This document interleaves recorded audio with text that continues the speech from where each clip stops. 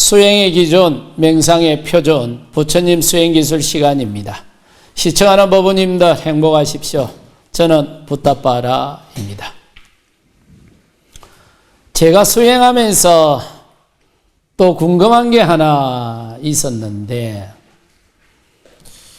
부처님이 보리수 밑에서 최상의 깨달음을 정득하는 바로 그 순간 어떤 기술을 사용했는지 그게 늘 궁금했습니다. 그 기술을 제가 알아야 저도 그 기술을 사용을 해서 최상의 깨달음을 정득할 수 있기 때문이었죠. 그런데 여러 어른 스님들한테 여쭤봐도 거의 좀 명쾌한 답이 잘 안 나왔습니다. 그런데 그 니까야, 마지막 니까야 중앙경이죠. 거기에 대제경에 보면 그 내용이 나오는 거예요. 아키베사나여, 나는 이빨을 이빨에 붙이고 혀를 입천장에 대고 마음으로 마음을 항복시키고 제 앞에 없애버린다. 그때 나에게 갯더랑이에서 땀이 흘렀다. 아키베사나여, 나에게 물렀을 줄 모르는 정진이 있었고 끊임없는 사띠가 확립돼 있었다. 그런데 나는 고통스러운 노력으로 지쳐 있었기 때문에 나의 몸은 격렬하게 불안정하게 움직였다. 그렇지만 나에게 일어난 그런 고통스러운 느낌이 나를 사로잡지는 못했다. 여기 보면 끊임없이 수행에 집중을 했고 사티 수행을 했다, 일이 나옵니다. 이게 팔정도 제7번 정념 삼마사티, 이 수행을 했다. 그러고 보면 이제 그 다음 문장에 보면 이러고 저러고 이래서 도가를 성취했다, 이렇게 나옵니다. 그러니까 부처님이 아라한 도가를 성취하는 바로 그 순간 사용한 기술이 사티 수행인 거예요. 그런데 이 사티 수행 기술이 조계종의 소위경전인 건강경의 수행법이 바로 사티 수행입니다. 부처님이 12살 어린 시절에 아버지를 따라 충경제에 참석해서 장미사과나무 밑에서 처음 수행을 맛을 보고 초선에 들었을 때도 사티 수행을 했고요. 출가해서 알랄라 깔라마에게서 무소유처, 우따까 라마푸따에게서 비상비비상처를 배울 때도 사티 수행을 한 거예요. 그러니까 이 사티 수행은 그 당시 수행자들이 보편적으로 하고 있던 수행 기술이었는데 부처님이 그 수행을 통해서 최고 단계까지 도달하고 아라하트 도가를 성취하고 팔정도 수행 체계를 완성을 하게 됩니다. 그리고 그 이후로는 부처님은 항상 제자들에게 바로 사념처, 이 사티 수행의 기초에서 수행을 가르쳤습니다.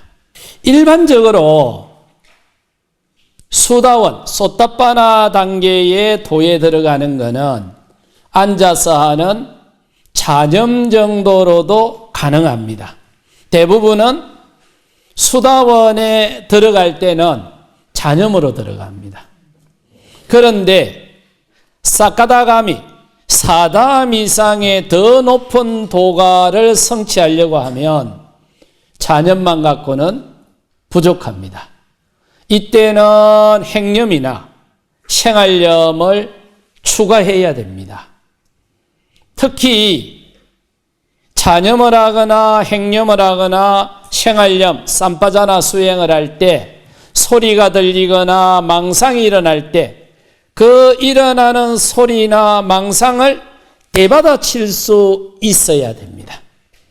그때 수행이 폭발적으로 진도가 나가게 됩니다. 그러니까 자념만 갖고는 이제 부족한 거예요. 이게 야구하는 거하고 똑같습니다. 야구공이 이렇게 날아올 때 그 각도라든지 속도를 정확하게 배트를 갖고 맞추어야 되고 그 공이 날아오는 힘에 내 배트가 밀리지 않아야 내가 원하는 방향으로 공을 보낼 수 있는데 속도라든지 각도가 조금만 어긋나도 그리고 그 날아오는 공에 밀리면 수행 진도가 안 나갑니다.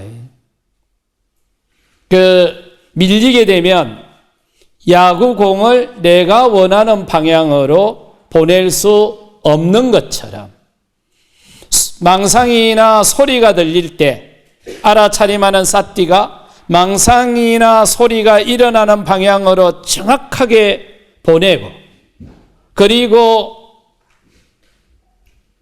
속도라든지 그 망상이 날아오는 힘보다 알아차림하는 사띠 힘이 월등히 좋아야 내가 원하는 방향으로 날려보내는 것처럼 도의 문이 열리는 거예요.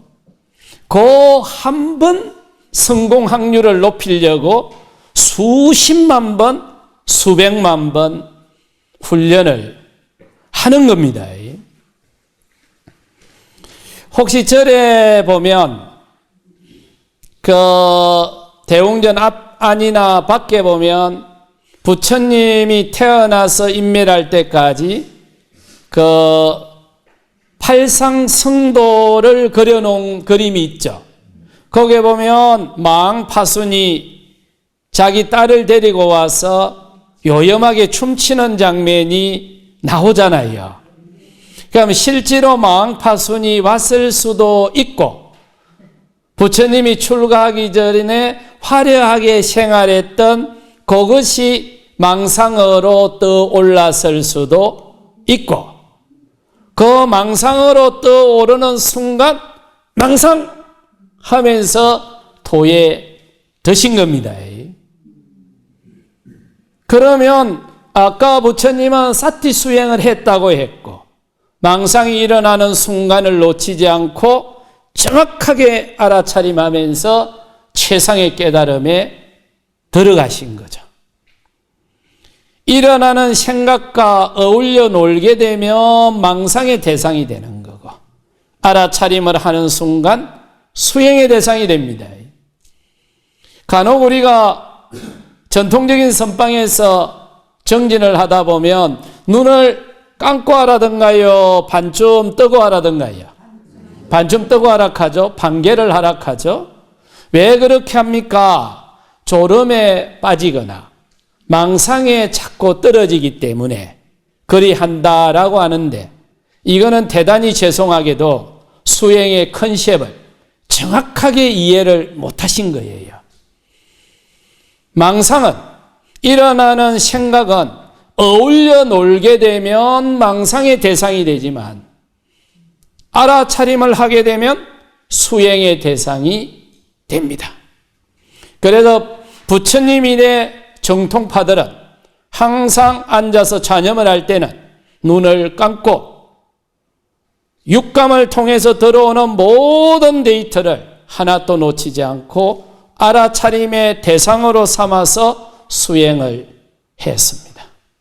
그러니 수행할 적에 망상이 일어나는 걸 두려워하지 마시고 망상이 많이 일어나면 이제 제대로 수행을 하라고 내 몸과 마음이 기회를 제공해 주는갑다 생각을 하고 열심히 알아차림 하시이소.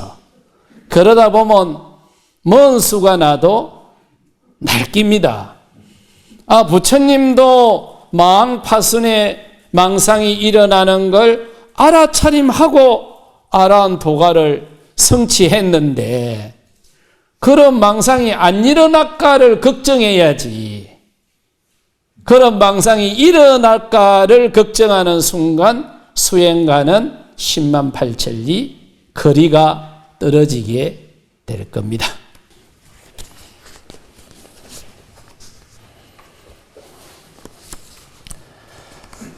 이번 시간은 마음구성 기본인자, 그리고 마음물리 특성, 그리고 기억구조와 마음 무게에 대해서 함께 살펴보겠습니다.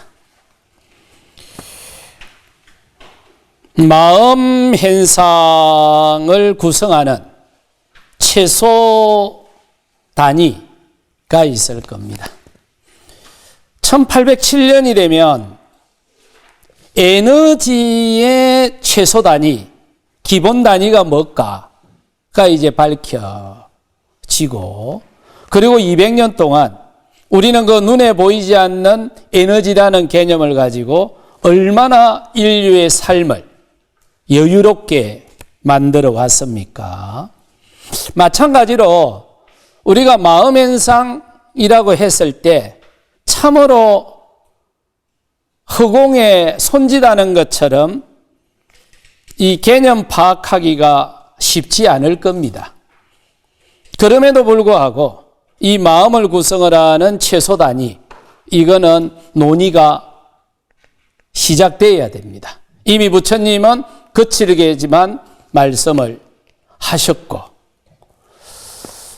저는 이 마음 구성 최소인자, 이게 분자구조 또는 원자구조, 아니면은 여러 가지 구성 물질들이 있을 거라고 보고 과학이 발달하면 더 미세한 입자들이 나올 수 있다고 봅니다.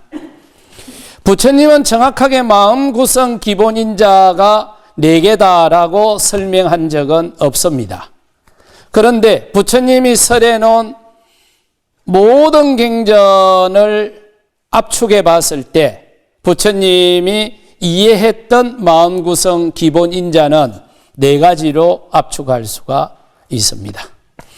그 첫 번째 마음 구성 기본 인자, 한문으로는 어라고 하죠.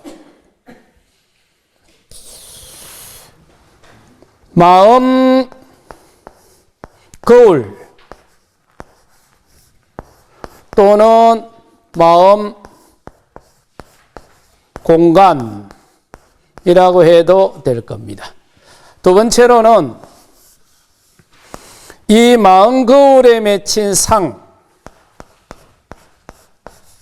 법이라고 해도 될 거고 식이라도 해도 될 겁니다. 여기서는 법이라고 하죠. 마음 공간, 마음 거울에 맺힌 상입니다. 세 번째로는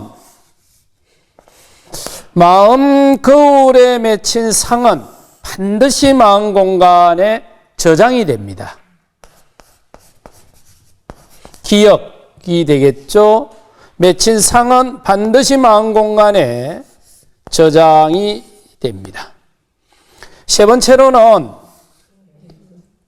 네 번째로는 이렇게 마음 공간이 있고 마음 거울에 맺힌 상이 있고 마음 거울에 맺힌 상은 마음 공간에 저장이 되는데, 이런 사유 과정이 전개되는 정 과정을 모니터하는 알아차림하는 삽티 기능이 있습니다. 이것은 알아차림 또는 마음 근육 기능을 합니다. 이 4가지 마음을 구성을 하는 기본인자들이 어떻게 결합하느냐에 따라서 마음 화학 반응이 이루어지고, 이걸 어떻게 역이용하느냐에 따라서 우리가 수행을 하게 되는 거죠. 마음 공학, 수행 공학들이 이루어지게 될 겁니다. 이 마음 거울, 마음 공간, 이걸 부처님은 마노 또는 마나스 했고, 마음고울에 맺힌 상, 이걸 법이라고 했을 때는 담마, 식이라고 했을 때는 윈냐나 될 거고, 마음 공간에 맺힌 상은 기억, 여러 가지 용어가 있습니다만 여기서는 아누사티라는 용어를 쓰겠습니다. 그리고 사유작용이 전개되는 전 과정을 모니터링하고 알아차림하는 마음 근육과 같은 기능은 부처님은 이 기능을 사띠라고 했습니다. 그럼 마음 현상이 전개되어 갈 적에 마음 거울은 자체 질량, 자체감만 갖고 있을 거고, 거울에 맺힌 상도 그 자체 질량만 갖고 있을 텐데, 문제는 우리가 살아오면서 경험했던 과거 경험을 간직한 이 기억이 무게를 가지고 있습니다. 그리고 알아차림하는 사띠는 알아차림만 하는 게 아니고 마음 근육과 같은 기능을 하는 거예요. 그런데 이게 육체 근육하고 메커니즘이 비슷해요. 운동을 하면 강화가 되는 거예요. 요즘 가소성이라는 표현을 많이 쓰죠. 이게 운동을 하면 강화가 되고 운동을 안 하면 퇴화가 되는 거예요. 그래서 마음 근육의 탄력성이라는 표현을 쓰는 겁니다. 그럼 우리가 수행을 할 적에는 크게 보면 기억의 무게를 감소하는 방향으로 수행을 하는 거죠. 그런데 프로이드 같은 경우는 기억 속으로 들어가서 기억의 무게를 해체하자 이렇게 봤고, 부처님은 기억의 무게가 우리들의 현실 삶에 지대하게 영향을 미치는 것은 사실이지만 기억 속으로 들어가서 작업을 하는 것은 무의미하다라고 보고, 기억 속으로 들어가는 것이 아니라 마음 근육의 탄력성을 키우는 쪽으로 훈련을 합니다. 그래서 이 마음 근육의 탄력성을 키우는 운동을 부처님은 수행이라고 한 거예요.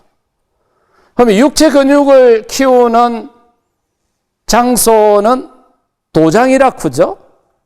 마음 근육의 탄력성을 키우는 공간은 도량이라고 하죠. 하문으로는 동일하게 씁니다. 도장이라고 쓰는데 육체 근육을 강화시키는 곳은 도장이라고 발음을 하고, 마음 근육의 탄력성을 강화시키는 데는 도량이라고 발음을 하는 거예요. 그러니까 우리 선조들도 이걸 명확하게 구분은 못했을지 몰라도 분명히 다른 현상이라는 걸 이해를 하신 거예요. 그럼 불교도들은 절에 가면 무슨 도량 이래 하죠.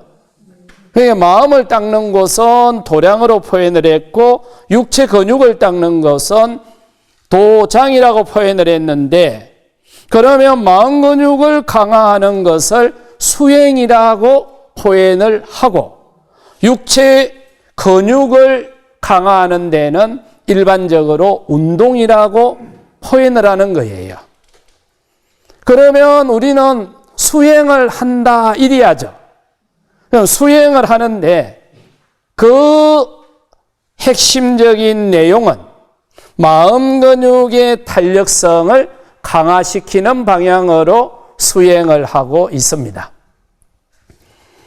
그러면 마음 현상이 전개될 때 그 현상을 주도해 나가는 주 변수가 있을 거잖아요.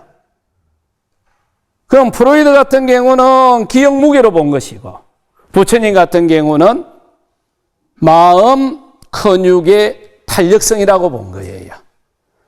그래서 부처님은 마음 현상이 전개되는 과정에서 뭐가 끌고 가노? 마음 근육의 탄력성이 끌고 갑니다. 그렇기 때문에 마음 근육의 탄력성을 강화시켜야 됩니다. 그래서 구체적으로 수행을 하게 됐던 겁니다. 첫 번째 마음물리 특성의 첫 번째 특성이 사이버 공간이라는 겁니다. 마음은 사이버 공간입니다. 그래서 전기나 컴퓨터를 가지고 작동을 하게 되면 인터넷 공간, 일반 사이버 공간이 만들어지는 것처럼 뇌를 정점으로 하는 인체의 신경망이 작동을 하게 되면 생체 전기가 나오게 되고 그 생체 전기를 활용을 해서 사이버 공간이 하나 만들어지는 거예요. 그 사이버 공간을 우리가 사유기능이라고 해도 되고 정신, 의식, 마음 다양한 표현을 할 뿐입니다. 그런데 이 사이버 공간의 가장 큰 특성이 뭘까요? 존재가 직접 들어오는 것이 아니고 존재에 대한 이미지가 들어온다는 거예요. 이 특성을 이해를 할 필요가 있습니다. 혹시 여러분들이 갖고 있는 텔레비나 핸드폰의 모니터에는 존재가 직접 들어오던가요? 아니면 존재에 대한 이미지가 들어오던가요? 그게 뭐 불빛을 이용을 하든 뭘 이용을 하든 이미지가 들어와서 작동을 하는 거지 존재가 직접 들어오지 않지 않습니까? 제가 여러분들의 마음에 직접 들어가는 것이 아니라 저에 대한 이미지가 들어가는 것처럼 그래서 우리 사람의 마음은 사이버 공간과 같은 특성을 갖고 있는데 이 말은 존재가 직접 들어오는 것이 아니라 존재에 대한 이미지가 들어온다는 거예요. 세 번째 특징은 이 이미지에 순수한 이미지만 있는 게 아니고 욕망이나 분노나 편견과 같은 노폐물이 묻어갖고 있는 거예요. 믿은 사람 있습니까? 살다 보면 커피 터주고 싶은 사람이 있잖아요. 그러면 막 떠올리면 열불 납니까? 근데 그 사람이 내 마음속으로 직접 들어와 있나요? 그 사람에 대한 이미지가 들어와 있나요? 이미지에 욕망이나 분노나 편견이 묻어 있죠. 통상 불교에서 탐진치 삼독심을 제거해야 된다라고 이야기를 하는데 그래서 우리가 수행을 할 적에 탐진치 삼독심을 제거하기 위해서 무던히 노력을 하죠. 그런데 탐진치 삼독심은 홀로 독립해서 활동을 하지 않는다는 겁니다. 반드시 특정한 이미지에 결합을 해서 활동을 하는 거예요. 미분 사람이 내 마음속으로 들어온 게 아니고 미분 사람의 이미지가 내 마음속으로 들어와 있는데 거기에 욕망계통, 분노계통, 편견계통이 묻어가지고 있는 겁니다. 그러면 그거는 다르게 표현을 하면 기억이죠. 우리가 어떤 이미지가 내 마음속에 등장을 했다라는 것은 철저하게 과거 경험이 들어와서 활동을 하는 거잖아요. 앞으로 뭔가 하고 싶은 일이 있다고 하더라도 과거 경험의 기초에서 미래의 생각이 떠오르는 거지. 무담시 미래 생각이 떠오르지는 않잖아요. 그러면 과거 경험을 간직한 기억은 이미지에 욕망이나 분노나 편견이 묻어 있는데 이걸 공식으로 하면 메모리에 아사바가 얼마나 묻느냐에 따라서 기억의 무게나 질량도 결정이 된다는 거죠. 이 공식을 제가 만들었다 카이요.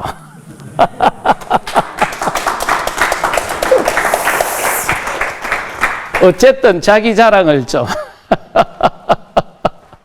그런데 이 기억이 질량, 무게를 갖고 있다면 무게만 갖고 있지 않을 겁니다. 마음 공간에 등장을 해서는 마음 공간에 하중을 주겠죠? 그 하중을 프레서라고 하죠. 프레서라고 하는데 우리가 살고 있는 이 우주 공간에는 힘이 가해지면 반드시 그 가해지는 힘에 대응하는 힘이 발생을 합니다.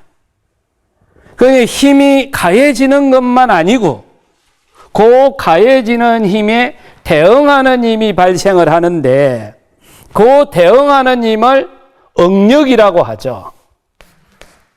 근데 이 응력을 영어로 쓰면 스트레스가 됩니다. 그럼 우리는 스트레스라는 용어를 많이 씁니까? 우리는 이게 심리학이나 수행을 하는 거나 명상이나 아니면 일상생활에서 스트레스라는 용어를 참으로 많이 쓰는데 이 스트레스라는 용어는 원래 과학자들이 쓰거나 공학에서 사용하던 용어입니다. 그런데 오늘날은 심리학이나 일상 용어로 바뀌어져 버렸죠. 그럼 가해지는 힘에 대응하는 힘이 발생을 하는 거예요. 그러면 가해지는 힘이 강하면 강할수록 대응하는 힘도 커질까요? 그럼 기억의 무게가 증가하면 증가할수록 스트레스도 증가하겠죠. 그러면 내가 저 사람을 만나면 스트레스를 많이 받아. 이 말이나 내가 그 사람을 만나면 마음이 무거워. 이 말이나 뉘앙스는 비슷합니까? 그러면 스트레스라는 말을 마음 무게라고 해도 사용해도 되겠네요. 특별하게 의미상 차이가 없잖아요. 그러면 스트레스가 증가한다라는 말은 마음 무게가 무거워진다는 걸 의미하죠. 그래서 스트레스가 줄어든다라는 말은 마음 무게가 줄어드는 걸 의미하죠. 그러면 자극이 오면 그 자극에 대응하는 힘이라고 했죠. 그럼 우리가 살아간다라는 말은 끊임없이 다른 존재를 접촉하는 걸 의미하죠. 산다는 게 별거 있나? 다른 존재 접촉하는 거지. 다른 존재를 접촉을 안 하면 바람이라도 접촉한다 카이요. 그러면 다른 존재를 접촉을 하게 되면 접촉 다음에는 반드시 마음이 움직인다 카이. 그 말은 다르게 표현을 하면 우리는 죽는 그 순간까지 스트레스 상황으로부터서 결코 자유로울 수 없다는 거예요. 그러면 스트레스는 없앨 수 없다는 겁니다. 그럼 우야면 되는데 그냥 견디는 거지 스트레스는 없애는 대상이 아니라 견디는 대상이에요. 스트레스가 발생했다라는 말은 마음 무게가 발생했다는 걸 의미하는 거예요. 그러면 시중에서는 스트레스를 제거시켜 주겠다는 프로그램이 너무나 많습니까? 그건 좀 찬찬히 좀 고민을 해갖고 질문을 좀 해봐야 될 지점이 있잖아요. 이런 원리를 이해를 하게 되면 그런 프로그램에 대해서 좀 찬찬하게 질문을 할 필요성이 느껴지는 거죠. 스트레스는 제거의 대상이 아니고 견디는 대상입니다. 어떻게 효과적으로 견딜 거노? 그래서 프로이드는 스트레스가 발생되는 직접 요인, 기억의 무게를 제거하자. 그래서 기억의 무게가 감소하면 스트레스도 감소할 거야. 이렇게 봤고, 부처님은 기억은 놔놓고 마음 근육의 탄력성을 키우는 방향으로 방향을 잡습니다. 그런데 여기에 태박이 나오는 겁니다. 자, 그 과정을 한번 살펴보죠. 기억 무게는 메모리에 이미지의 아사바, 탐진치 삼독심이 얼마나 결합하느냐에 따라서 기억 무게가 결정된다라고 말씀드렸고, 마음 무게는 편의상 M2로 하죠. 마인드 무게는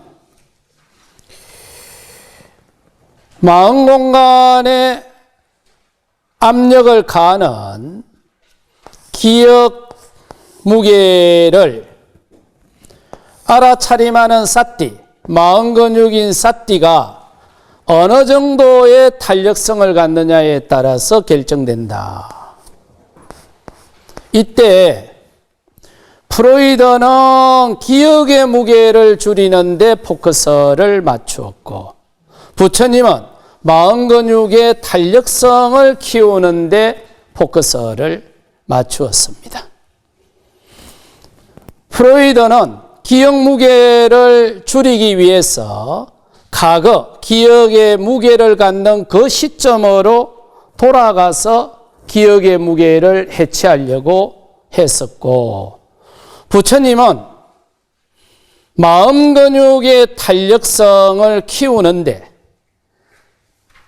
참 현실주의자였습니다. 기억하지 못하는 과거는 의미 없다. 이게 부처님의 기본 생각이었습니다. 기억의 무게가 우리들의 삶에 지대한 영향을 미친다고 하더라도 그 기억이 마음 포면에 떠올라서 현실적으로 우리가 알아차림하는 그 순간부터 무게를 갖고 의미가 있다는 거예요. 내 마음 공간에 떠올라서 활동을 많이 해도 자각하지 못하면 의미가 없다고 본 거예요. 그런 순간, 어느 순간 내가 자각하는 그 순간부터 의미를 갖고 활동을 하는 거죠. 그러면 그때부터 처리하면 된다. 이게 부처님의 기본 생각이었습니다. 그런데 이제 그때 그 처리를 하려고 하니까 포인트가 기억 무게와 마음 근육의 탄력성 사이에서 마음 무게의 탄력성이 크면 기억 무게로부터 자유로워진다는 거예요. 짜증이 1kg 정도의 무게를 가지고 있고 알아차림하는 사띠, 마음 근육이 1kg 이하의 탄력성을 갖고 있으면 자기보다 힘을 많이 갖고 있는 기억에 속박되지만 마음 근육의 탄력성이 1kg 이상의 힘을 갖고 있으면 1kg 이하 정도의 기억 무게로부터는 자유로워진다는 거예요. 그러니까 부처님은 이렇게 본 거예요. 접촉 다음에 마음이 반드시 움직여. 그런데 그렇게 움직이는 마음에 일일이 시비를 걸다가는 살기가 힘들어져. 그러니 마음 근육의 탄력성을 키워놓으면 어지간한 자극이 와도 그 자극에 대한 탄력성이, 대응력이 높아져. 유일한 길은 이 길밖에 없어. 부처님은 이리 본 거예요. 그러니 모든 불교 수행은 마음 근육의 탄력성을 키우는 방향으로 진행이 됩니다. 그런데 이 마음 근육의 탄력성을 키우는 과정이 수행이라고 했죠. 수행의 다른 말은 운동이죠. 운동이 재미있는 사람 있던가요? 대부분의 사람은 운동하면 좋다는 설명 들을 때까지만 재미있고 본인 보고 운동을 하라 크면 10분 안에 별로 니 맛도 내 맛도 없어서 안 하게 됩니다. 그래서 저는 오히려 수행을 취미활동으로 삼았으면 어떨까? 아침에 한 30분 또는 낮에 시간이 있을 때 1시간 정도 운동하시는 분들 있죠? 큰 의미를 부여하고 하십니까? 그냥 시간 좀 나네, 운동 좀 해볼까? 이렇게 하시는 분들도 많죠. 그러면 수행도 오늘 좀 시간이 나네, 오늘 좀 운동해볼까? 이런 가벼운 마음으로 접근해 오는 것도 의미 있다고 생각합니다. 과학을 하시는 분들은 그런 표현을 많이 쓰더만요. 공식을 만들어서 사용을 하면 효율적이다. 공식이 없이 말이나 글로서 뭔가 표현을 하려고 하면 말도 많아지고 또 번잡해진다. 그런데 공식을 만들면 아주 효율적입니다.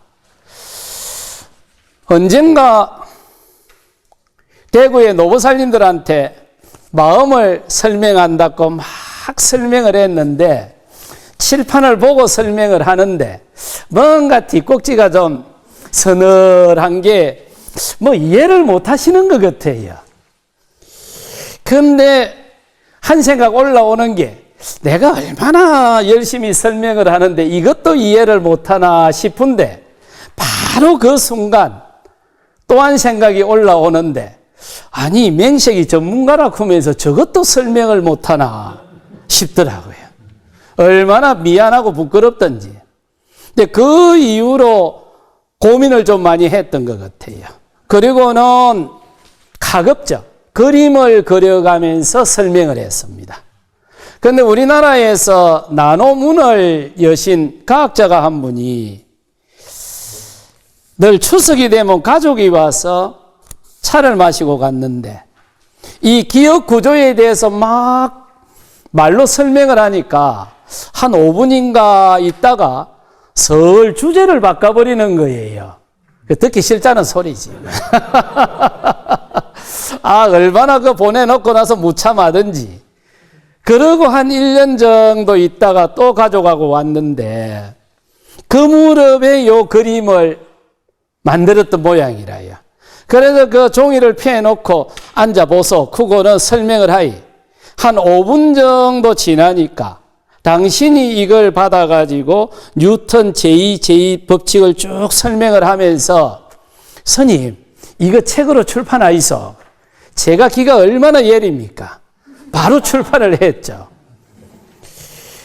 전통적인 과학자 입장에서 보면은 증명되지 않았고 형편은 없을지 몰라도 인문학이라고 하는 게 방향을 정해주는 거 아닙니까?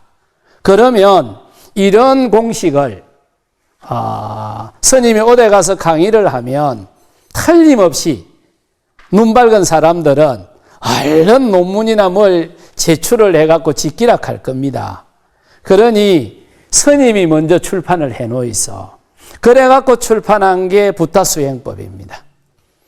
그 3판에 쓴가부터 이게 도표가 삽입이 됐을 거예요. 그때 부타수행법을 만들고 제 생각에 이게 만건이 보급이 되면 숨을 쓰지 못할 정도로 바쁠 걸로 예상했습니다. 그게 지금 2만 건이 보급됐습니다. 그 힘으로 붓다가야의 그 불사를 다 해서 부처님한테 공양 올릴 수 있게 되었습니다.